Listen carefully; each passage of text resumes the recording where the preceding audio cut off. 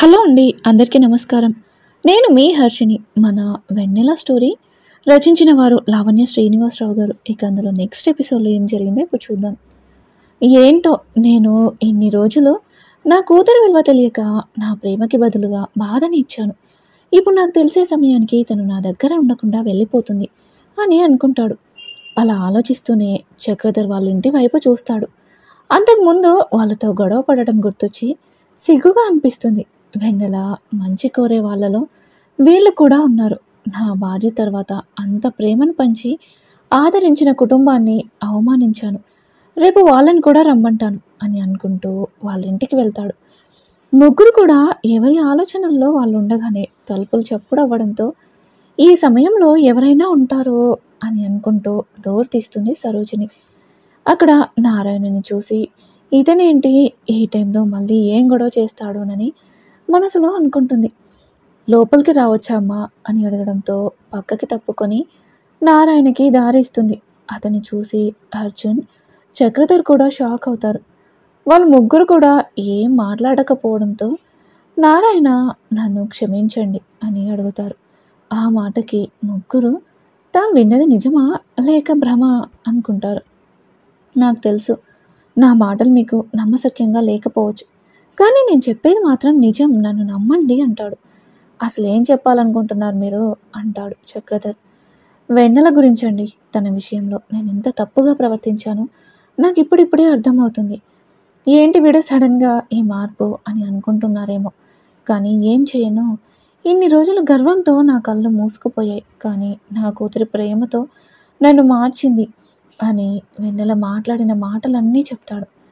ప్రేమించే మనసు ఆ దేవుడు అందరికీ ఇవ్వడు, నా కూతురికి ఇచ్చాడు. ఆ ప్రేమతోనే అది మూర్ఖుడిని మార్చింది. అందుకేనేమో ఆ భగవంతుడు వెన్నెలకి అంత మంచి సంబంధం కుదిరేలా చేశాడు. అవునండి, వెన్నెల మనసు ఏంటో తెలిసాక తన విషయంలో తప్పు చేస్తున్నానేమో అనిపించింది. అందుకే స్వయంగా నేనే వెళ్ళి వాళ్ళ గురించి తెలుసుకున్నాను. అక్కడ నా కూతురు చాలా సంతోషంగా ఉంటుంది. అలానే వాళ్ళు వెన్నెలని పెళ్లి తర్వాత కూడా చదివిస్తానన్నారు టీచర్ అమ్మ. మీరు భయపడినట్టుగా తన చదువుకి ఎలాంటి ఆటంకం కలగదు అంటాడు. అంతా విన్న అర్జున్కి ఏం అర్థం కావడం లేదు. నారాయణ తన దగ్గరికి వెళ్ళి, బాబు నిన్ను నేను చాలా అవమానించాను. వయసులో చిన్నవాడివైనా ఉన్నంతగా ఆలోచించడంలో నాకన్నా పెద్దవాడివే అర్జున్. అందుకే ఆ పెద్ద మనసుతో నన్ను క్షమించు అంటాడు.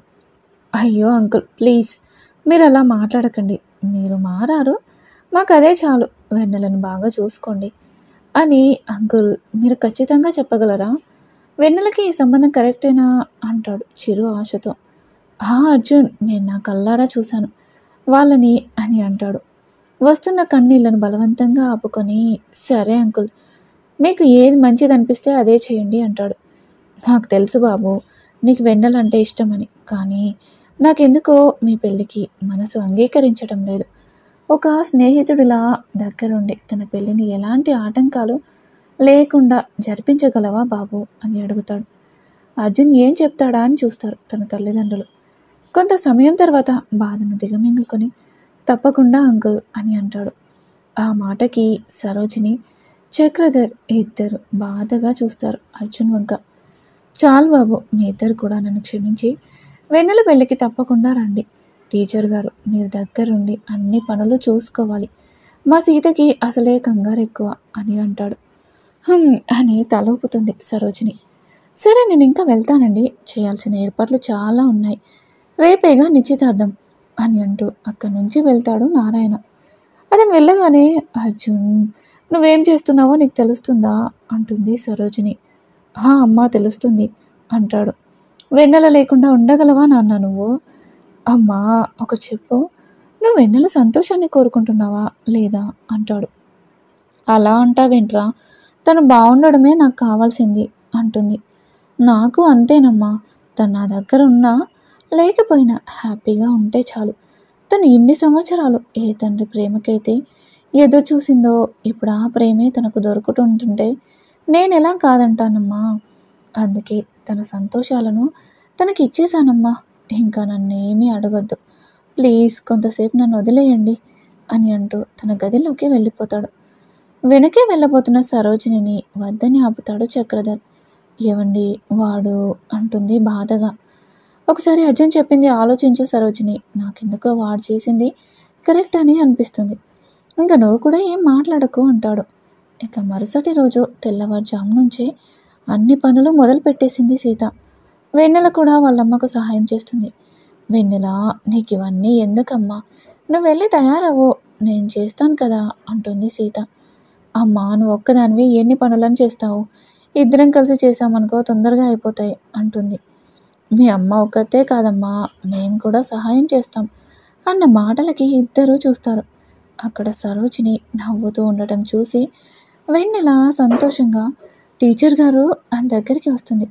మళ్ళీ అంతలోనే తన తండ్రి ఏమంటాడోనన్న భయంతో చుట్టూ చూస్తుంది. సరోజినికి తను ఎందుకలా చూస్తుందో అర్థమయ్యి, నువ్వేమీ భయపడక్కర్లేదమ్మా, మీ నాన్నే మమ్మల్ని పిలిచాడు రమ్మని అంటుంది. ఏంటోదినా మీరు చెప్పేది, ఆయన రమ్మన్నారా అంటుంది సీత ఆశ్చర్యంగా.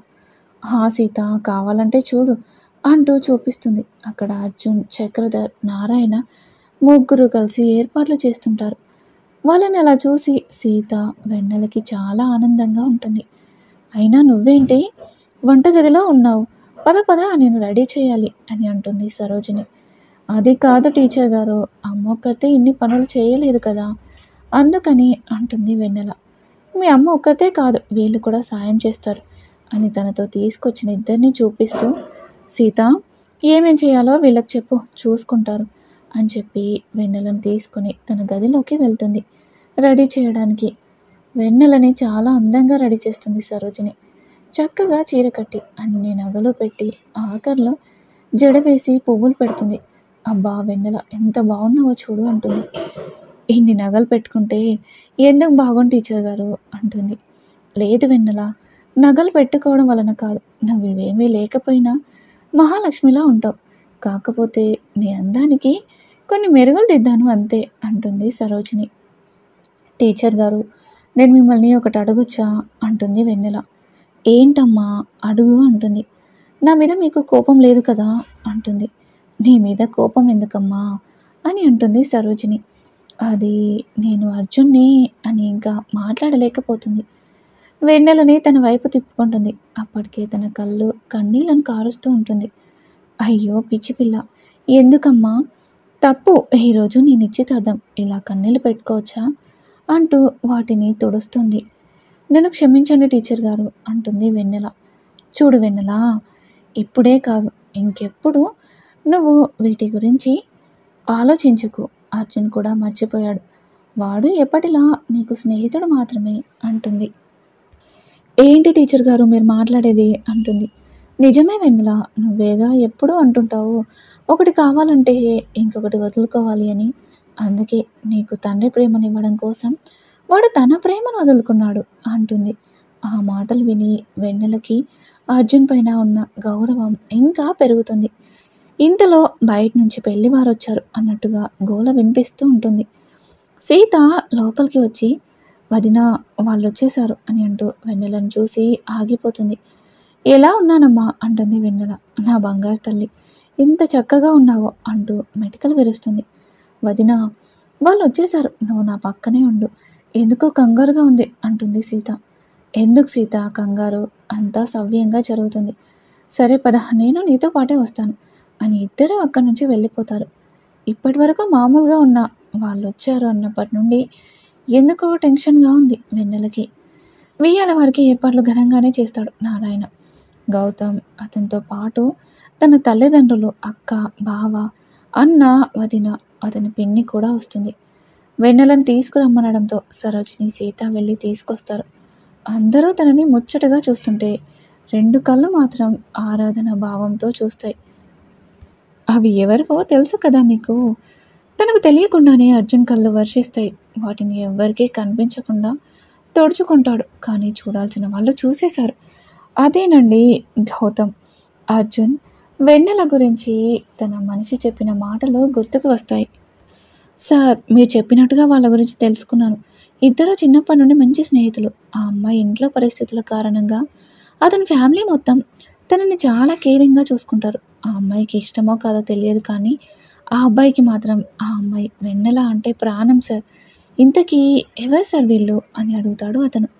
అవన్నీ నీకు అనవసరం, చెప్పింది చేయడమే నీ పని అని అతన్ని పంపించేస్తాడు. ఇదంటే నీకు అంత ఇష్టమా అని అనుకుంటూ అర్జున్ని చూసి హీ విల్ స్మైల్ చేస్తాడు గౌతమ్. వెన్నెల కాఫీ ఇస్తున్నప్పుడు తనని టచ్ చేస్తాడు గౌతమ్. దానికి వెన్నెల కంగారు పడితే అర్జున్ మాత్రం చూడలేనట్టుగా ముఖం తిప్పుకుంటాడు.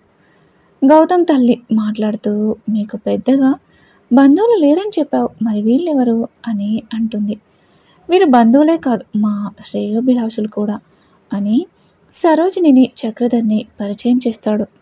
సీత, ఇతనే పెళ్లి కొడుకు గౌతమ్, అతని తల్లి ఛాయాదేవి, తండ్రి గోపాలరావు, వీళ్ళు తన అక్క బావ, అన్న వదిన అని చెప్తాడు. తిను నా భార్య సీత, వీడు నా కొడుకు విరాట్ అని అంటాడు. ఛాయాదేవి వెన్నెలను చూసి, ఏంటిది, నేను ఎన్ని నగలు పంపాను, కేవలం కొన్ని మాత్రమే వేసుకున్నావు, మిగతావి ఏవి అని అంటుంది గట్టిగా. దానికి వెన్నెల భయపడుతూ, క్షమించండి, అవన్నీ చాలా బరువుగా అనిపించాయి, అందుకనే కొన్ని తీశాను అంటుంది. మా ఇంటి కోడలు ఎప్పుడు ఒంటి నిండా నగలతో ఉండాలి, మీకు ఎలానో లేవు కదా అని నేను పంపిస్తే అవి కూడా బరువు అయ్యాయా? అవునులే, ఇప్పుడైనా అలాంటివి కనీసం చూసుండరు కదా మీరు అని నవ్వుతుంది. ఆవిడ మాటలకి అందరికీ కోపం వస్తుందని గ్రహించి, అమ్మా ఏంటది, నీకు ఇప్పుడే చెప్తున్నా, తనకి ఎలా నచ్చితే అలా ఉంటుంది అంతే, నువ్వేం మాట్లాడకూడదు, అయినా నగలు వేసుకుంటూనే కాదు అందం, అవి లేకపోయినా తను బాగుంటుంది, సరిగ్గా చూడు అంటాడు. గౌతమ్ మాటలతో అతని స్వభావం నచ్చుతుంది అందరికీ. బాబోయ్, నేనేమన్నాన్రా, పిల్లాన్ని ఇప్పటి నుంచి ఒక్క మాట కూడా అననివ్వడం లేదు, చూసారా వీడు అంటుంది తన భర్తతో. ఛాయా, వాడు చెప్పింది నిజం, చూడు మన ఇంటి చిన్న కోడలు మహాలక్ష్మిలా ఉంది అంటాడు అతను. మీరు కూడానా అంటూ మిగిలిన వాళ్ళ వంక చూస్తుంది. అందరూ అప్పటికే వెన్నెలను దగ్గర కూర్చోబెట్టుకొని మాట్లాడుతూ ఉంటారు. అందరూ ఒకటైపోయారా అని అంటూ వెన్నెల దగ్గరికి వెళ్ళి, నిజంగానే చాలా బాగున్నావు తల్లి, నిన్ను బాధ పెట్టుంటే ఏమీ అనుకోకమ్మా అంటుంది. అయ్యో లేదండి అంటుంది వెన్నెల. ఇంకా అండేంటమ్మా, చక్కగా అత్తయ్య అని పిలువు అంటారు. గౌతమ్ వదిన వచ్చి, చూడు వెన్నెల మన అత్తగారి మాట కఠినంగా ఉంటుంది, కానీ మనసు మాత్రం మంచు లాంటిది, కోడళ్ళను కూడా కూతుర్లా చూసుకుంటుంది అని అంటుంది. అలా అందరూ వెన్నెలతో సరదాగా మాట్లాడుతూ ఉంటారు. వెన్నెలని వాళ్ళందరూ అంతగా అభిమానించడం చూసి ఇప్పటి వరకు ఎక్కడో ఒక మూల ఉన్న అనుమానం కూడా దూరం అవుతుంది అక్కడ అందరికీ. అక్క, కొత్త కోడలను చూసి మురిసిపోయింది చాలు, కానీ ముహూర్తం మించిపోయేలా ఉంది, తాంబూలాలతో పాటుగా ఇద్దరికి ఉంగరాలు కూడా మార్పించాలిగా అంటుంది. అవును, సమయానికి గుర్తు చేశావు అని రండి అంటుంది. తాంబూలాలు మార్చుకున్న తర్వాత ఇద్దరికి ఉంగరాలు ఇస్తారు. వెన్నెల పెడుతుంది. గౌతమ్ పెడుతుంటే అది చిన్నగా ఉండటంతో పట్టక గీసుకొని రక్తం వస్తుంది. అర్జున్ అది చూసి వెంటనే వెన్నెల దగ్గరికి వెళ్తాడు. గౌతమ్ పట్టుకున్న వెన్నెల చేతిని గుంజుకొని క్లీన్ చేసి అందరి వైపు చూసేసరికి తననే చూస్తూ ఉంటారు. అప్పటికి అర్థమవుతుంది అర్జున్కి. క్షమించండి, అది తనకి రక్తం వస్తుంటే చూడలేక అని అంటాడు. వెన్నెల కూడా అర్జున్నే చూస్తూ ఉంటుంది. ఇద్దరి మధ్యలోకి గౌతమ్ వస్తాడు. అవునండి, నేను చూసుకోలేదు, సారీ అంటాడు. కానీ మీరు మాత్రం బాగానే చూశారు, నా వెన్నెల ఎంత బాధపడేదో అని నొక్కి మరీ చెప్తాడు. వెన్నెల వెళ్ళిని చూసుకుంటూ ఉంటుంది. మరీ నొప్పిగా ఉంటే తీసేయమ్మా అంటుంది గౌతమ్ అక్క. పర్వాలేదండి అని మెల్లగా ఊదుకుంటుంది వెన్నెల. గౌతమ్ తనను చూసి ఆనందంగా ఫీల్ అవుతాడు. కావాలనే నేను చిన్న సైజు తెచ్చాను, నీకు సరిపోదని తెలిసినా పెట్టాను, మన నిశ్చితార్థం రోజే నీ బాధని చూడాలనుకున్నాను, పర్వాలేదు సహనం ఎక్కువే, అప్పుడే ఏమైంది, పెళ్ళి తర్వాత ఉంటుంది నీకు అసలైన సినిమా అని మనసులో అనుకుంటాడు. వారం రోజుల్లో పెళ్ళి, ఎక్కువ ఆర్భాటాలు, సింపుల్గా గుడిలో చేయండి చాలు అని అంటారు ఛాయాదేవి. అదేంటండి, మీ స్థాయికి గుడిలో ఏంటి అంటుంది సరోజిని. మీరు అనేది నిజమే, కానీ మా వాడు గుడిలోనే చేసుకుంటానని అంటున్నాడండి, దానికి ఖర్చయ్యే డబ్బుతో తన భార్య పేరు మీద కొంతమంది అనాథలకు సాయం చేస్తాడంట, అందుకే అంటుంది. అవునా, ఇదైతే మంచి విషయమేగా, మీరు చెప్పినట్టుగా గుడిలోనే సింపుల్గా చేద్దాం అంటాడు చక్రధర్. సరేనండి, ఇక బయలుదేరుతాం, పెళ్ళిలో కలుసుకుందాం అని వెళ్ళిపోతారు. గౌతమ్, ఫ్యామిలీ అండ్ అందరూ. వాళ్ళు వెళ్ళగానే అర్జున్ వాళ్ళు కూడా వెళ్ళిపోతారు. ఇక వెన్నెల గదిలో కూర్చొని తన వేలిని చూస్తూ ఆలోచిస్తుంది. అర్జున్ కంగారుగా రావడం, తన చేతిని తీసుకుని క్లీన్ చేయడం అన్నీ గుర్తొస్తాయి. టీచర్ గారు అర్జున్ నన్ను మర్చిపోయాడు అంటున్నారు, కానీ తన మనసులో ఇంకా నేనే ఉన్నానని అనిపిస్తుంది. తన ప్రేమ మొత్తం కళ్ళల్లో కనిపించింది. ఇప్పుడు నాకు పెళ్ళి అవుతుంది, నేను ఇంకొకరికి కాబోయే భార్యని. అర్జున్ ఇంకా నా గురించి ఆలోచించడం తనకి నాకు కూడా అంత మంచిది కాదు. ఎలా అయినా ఒకసారి అర్జున్తో మాట్లాడాలి, కానీ తనని కలవడం ఎలా అని ఆలోచిస్తుంది. ఇంకా తర్వాత ఏం జరుగుతుందో నెక్స్ట్ ఎపిసోడ్లో చూద్దాం. ఈరోజు ఎపిసోడ్పై మీ అభిప్రాయాన్ని తెలియజేయండి. అలాగే మరిన్ని స్టోరీస్ కోసం ప్లీజ్ మా ఛానల్ని తప్పకుండా సబ్స్క్రైబ్ చేసుకోండి.